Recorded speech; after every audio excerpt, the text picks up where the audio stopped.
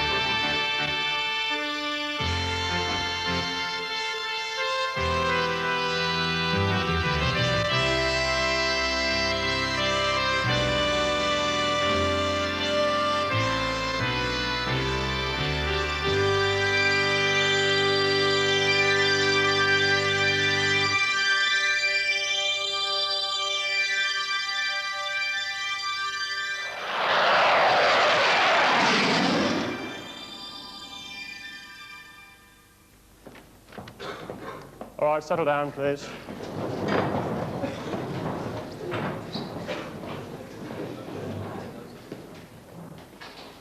Right, today is a very big day in the life of all cadets. Not the day that I tell a joke for the first time on the course. And also for the first time in the first 3 or 4 minutes of me ever talking to you, you may smoke. Very simple, go upstairs with your hat on, knock at the appropriate flight commander's door. You should know where it is by now. Go in, collect some items of news, and come out again. Come in.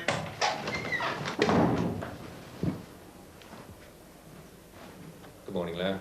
Yesterday, the final committee met to consider your graduation from this establishment, and I'm happy to tell you you're to be awarded the Queen's Commission. Well done, love. Thank you very much indeed. Also, you're awarded your diary. Thank you. Do you know what to do now? Yes, sir. Hello, Mum. It's Robbie. Uh-huh. I passed.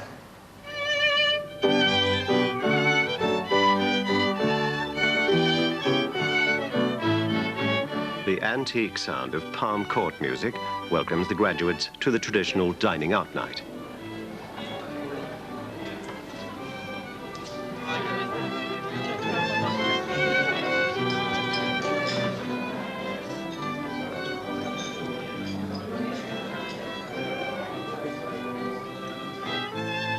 In 2 days' time, they'll be marshaled for the graduation parade.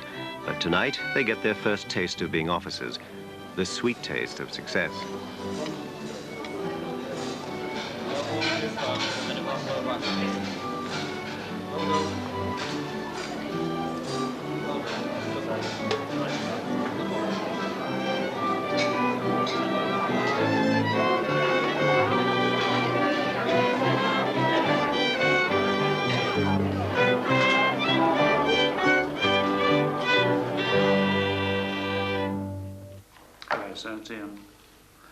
I've got the weather forecast from John Williams.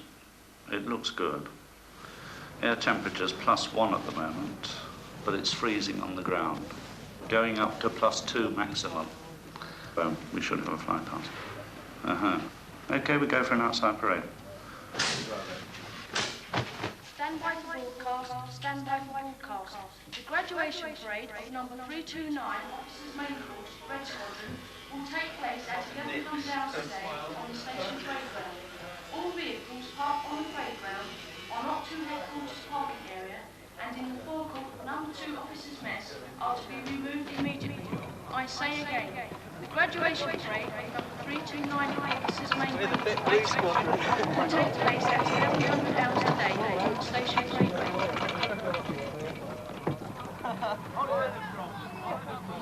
The morning of graduation day. This afternoon, 55 cadets, the survivors of the original class of 85, will step out on this well-swept parade ground in formal celebration of their right to be called officer and be addressed as sir.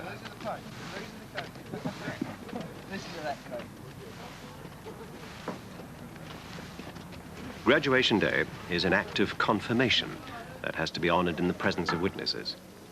There are 250 coming today, parents, wives and girlfriends, to witness and to celebrate. They'll be well looked after.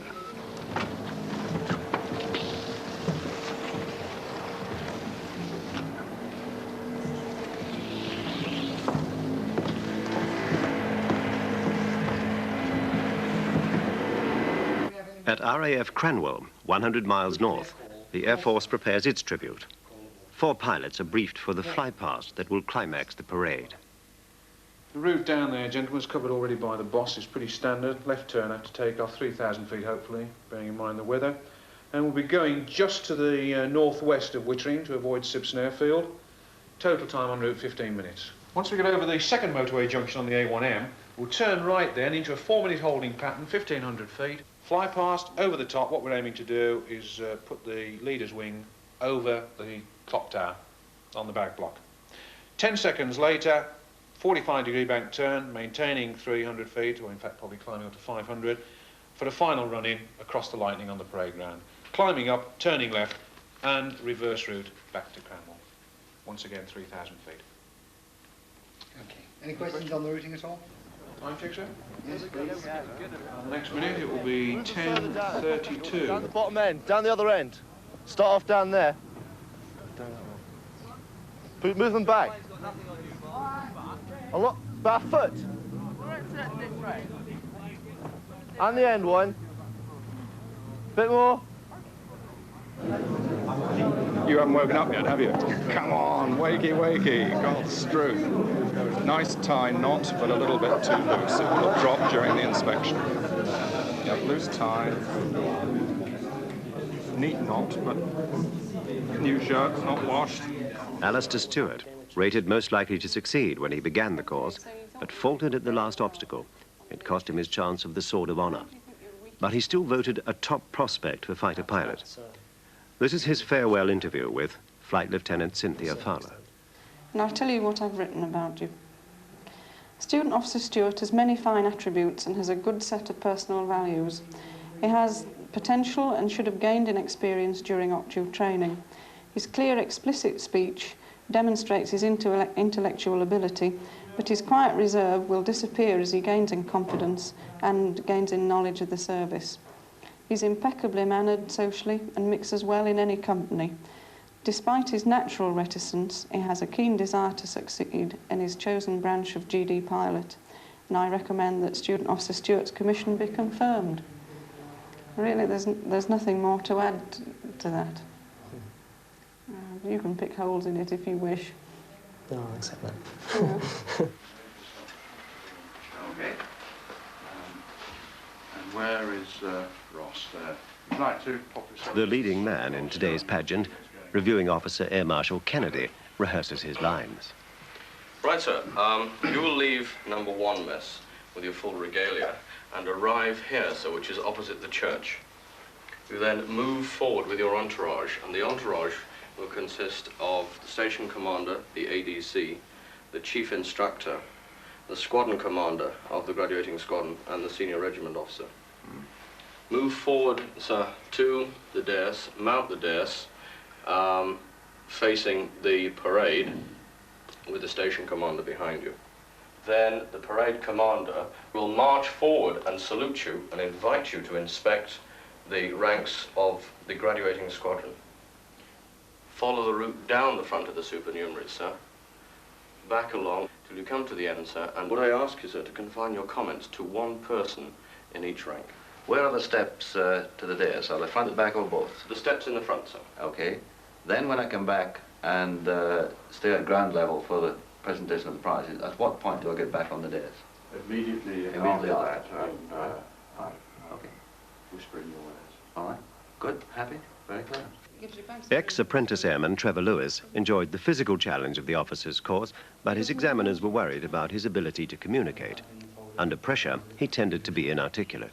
Lewis has applied himself diligently to all aspects of his training. Although intelligent, he's not naturally gifted in written and oral communication, but has worked hard to produce a satisfactory result.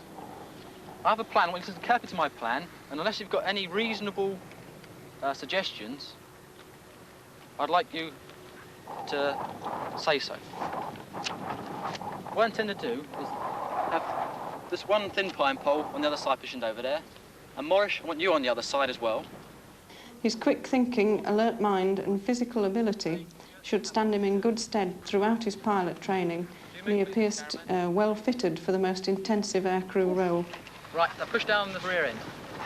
Okay. Now take the straight. He has the driving ambition and strength of character to overcome most obstacles, even in adverse circumstances.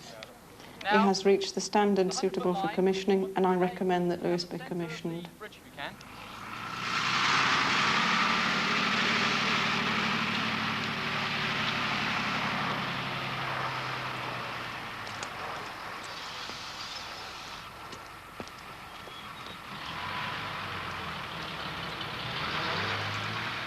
Four jet prophets are being prepared for today's flight past. They're an appropriate choice because these are the aircraft the new officers will sweat over for the next 12 months, learning to fly.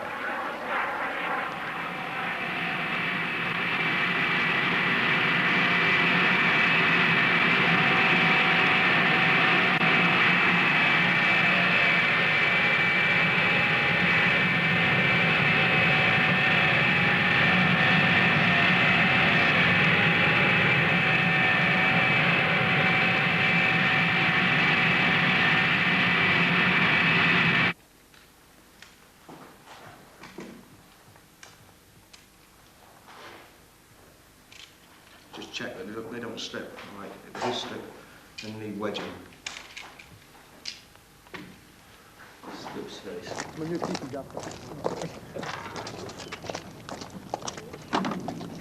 Careful what you're saying. Turn around, give us a smile, show me your teeth. Red line.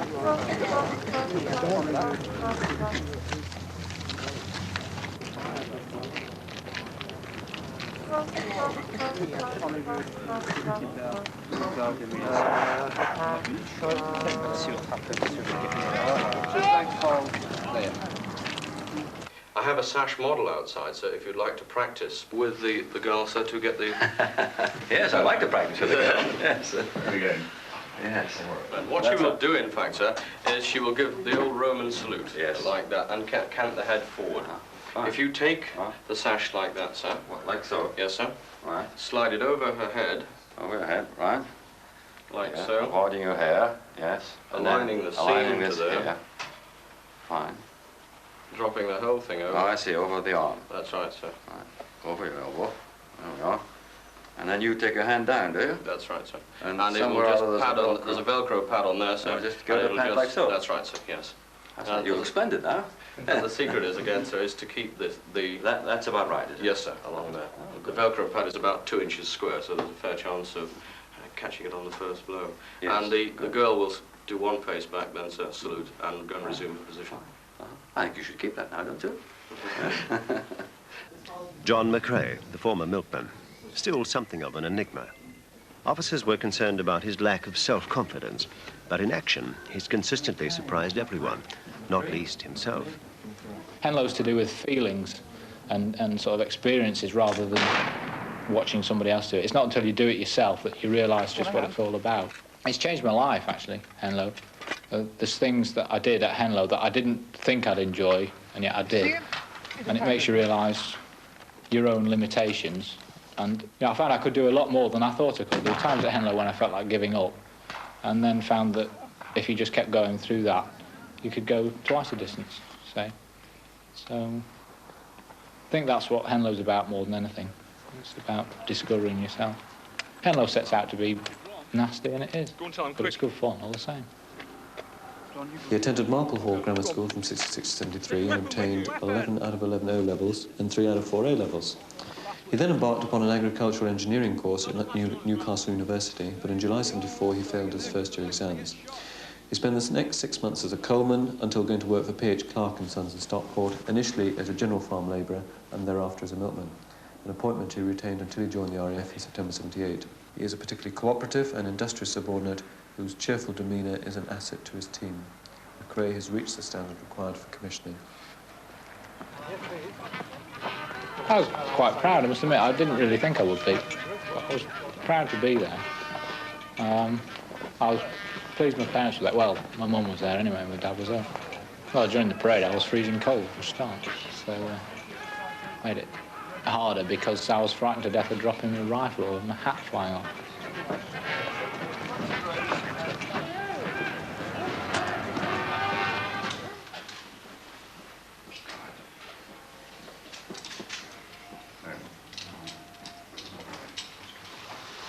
Good, thank you very much. Thank you. Can I do the same for you? Did you do the ABCs? Of course, you've got these dog clip things as well, then. In fact, as we do this 40 times,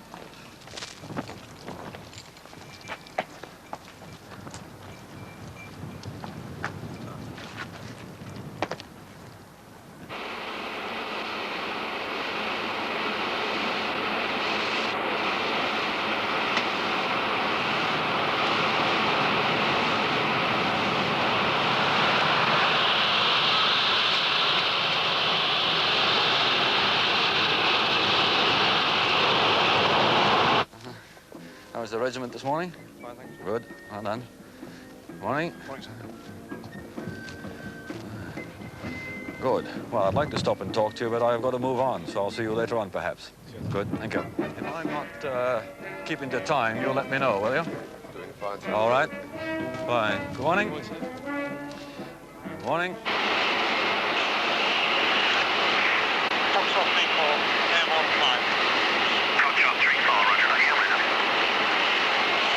Of average height and medium build, Oxborough has fair hair and a thick moustache.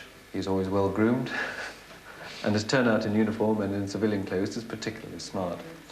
Personal problems have distracted from the extent of his contribution during the second half of the course and resulted in him becoming rather moody, but they have not reduced his level of effort or his commitment to his training. He still needs to think a little bit more about what's required of him and be a bit more decisive. This will be his problem on six-day camp, thinking and acting quicker than he is doing at the moment. He's, I think, of all the ones that I've spoken to recently, is most anxious that his wife finds out all about the Oxborough did well on the course, but occasional bouts of depression made his performance unpredictable. His squadron leader attributed his moods to enforced separation from his wife. He's arranged for Oxborough to go straight to married quarters when he begins his flying training. His, personal relationship was a problem, but I think he's predominantly resolved that. His subordinates respond well to his thoughtful and straightforward manner, but he remains largely unable to become sufficiently forceful as and when the appropriate occasion arises. Oxborough has a great deal of ambition, together with personal qualities and ability to match it, and should he maintain the same level of zest and effort that he has demonstrated at Octu, he has the potential to become a most effective junior officer. You have now attained the standard whereby no less a person than the monarch herself is ready to charge you with specific responsibilities as officers in her service. It has been a first-class parade, and there are many here today, not only your parents and your relatives, but also your instructors, We wish you Godspeed and the very best of good fortune. Although it was bitterly cold, we were keeping warm, I think, from inside, really, feeling so proud of him. We had watched Martin coming through, having overcome a few difficulties. Parade complete. May I have permission to march off the officers of number 329 course? It was really a great day for us, almost as well as for him. And of course we thoroughly enjoyed watching him. The sense of pride was almost on the point of tears. I know I looked at his mother a couple of times and she was certainly well on the way. Mine was probably more turning over inside and trying not to show it. Just coming up to the 5-minute call, in fact. Calling formation, 5 minutes, now. Formation, 3908, 3908, go. Luton approach, formation, entering the hole in 2 minutes. Luton approach. On!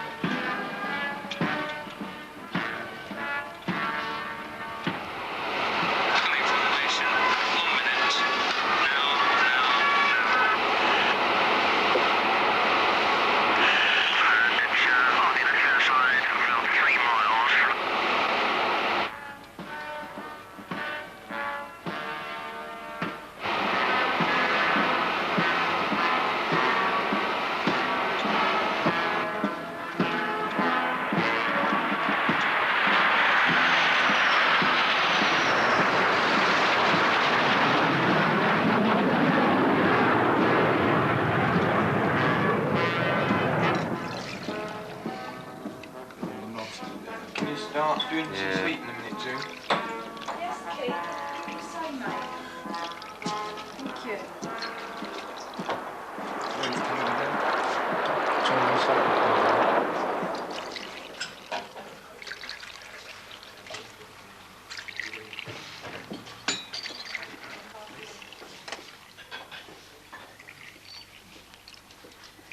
He's our youngest son, out of 6.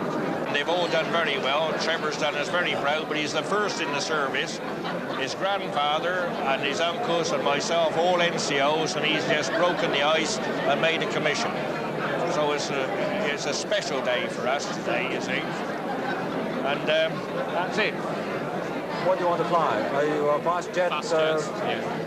Well, I haven't ridden in fast jets yet, so I don't know. I like helicopters at the moment. I don't blame you. I'll wait and see. Once I've been in a fast jet, then I'll make my mind up. Very proud of him. Very proud, yes. I feel it's a great achievement. He's worked very hard for it, too. I'm very proud. For my mother's sake, in fact. Not well, for my sake, but for my mum especially, you know. This is only really the start, isn't it? I'll have to fight and fight all the way through, but you know, I'm enjoying it now. It's great. It's nice to get this on.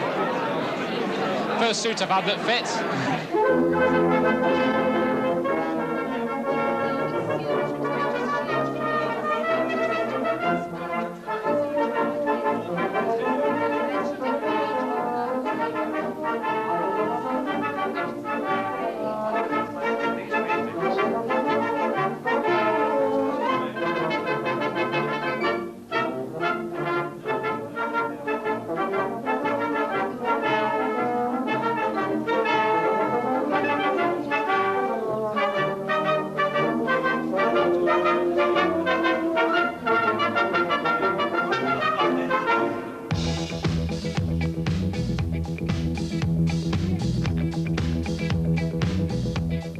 Court music fades. The parents and the senior officers depart.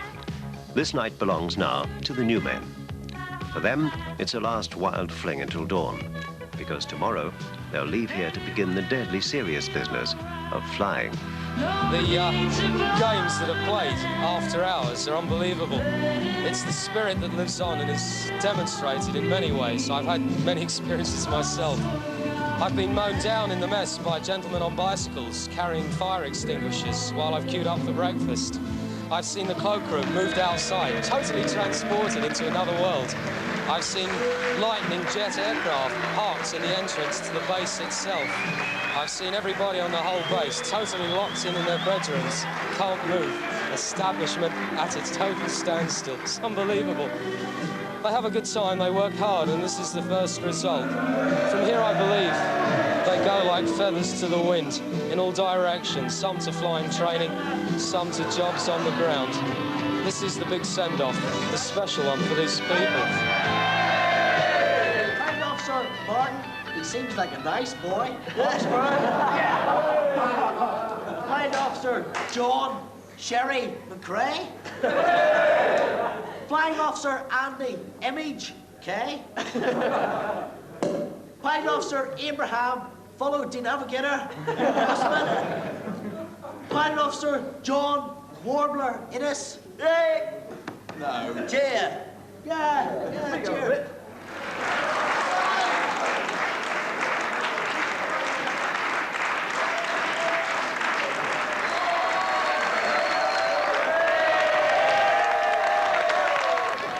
What's that, Tim? Please, a smoke rocket.